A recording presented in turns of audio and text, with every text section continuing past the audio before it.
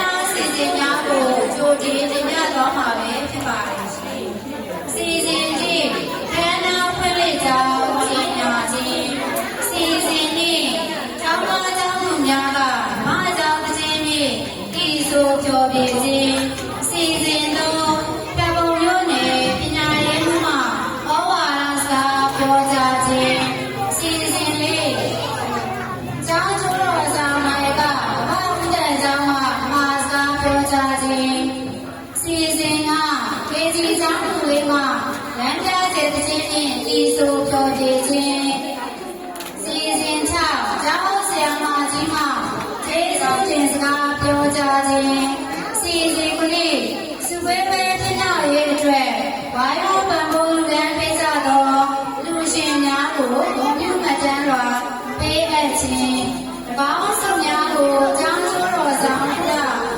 ဘဘဝေးရွှေမှစုချင်းပြသွားမှာပဲဖြစ်ပါတယ်ရှင်စီစဉ်ရှိဘူတော်ကလေးများ၏မာမာရဲ့ကာလာနှင့်ပြောပြခြင်းကေဒီကလေးများ၏ရောင်ရည်စကားနာပြောပြပေးခြင်းစီစဉ်ဖို့ဆွေရကျောင်းသူကျောင်းသားများအားစုချင်းပြခြင်းသူငယ်ရန်က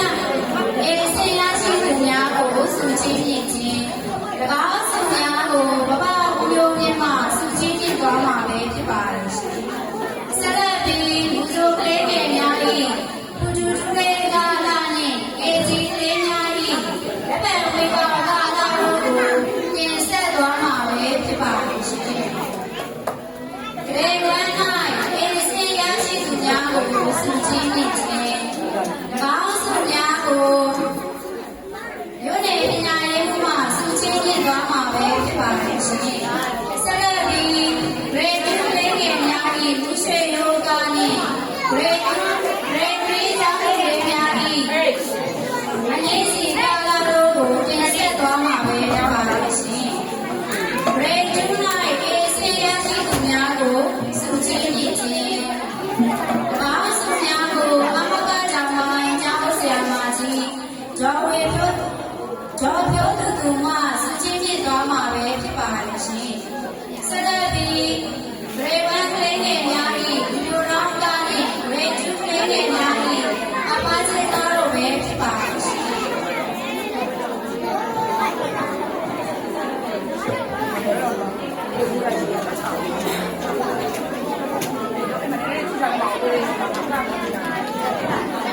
ရေပီ၌အေးစေရရှိသောကလေးများကိုစုချင်းပြခြင်းစကားစုများကိုအမကမမကျောင်းဆရာမကြီးဒေါ်ကျော်နေထိုင်မှစုချင်းပြသွားမှာပဲဖြစ်ပါတယ်ဆက်လက်ပြီးဇီဝံကလေးငယ်များ၏ဆိုးလေးကားလာနှင့်ဇီဂရီကျောင်းသူများ၏လောက်ကဘာနေကားလာတို့ကိုတင်ဆက်သွားမှာပဲဖြစ်ပါတယ်ရှင်ရေပေါ်၌အေးစေရရှိသူများကိုစုချင်းပြခြင်းတကားစုများကိုအမကလေးလူကုန်းမှ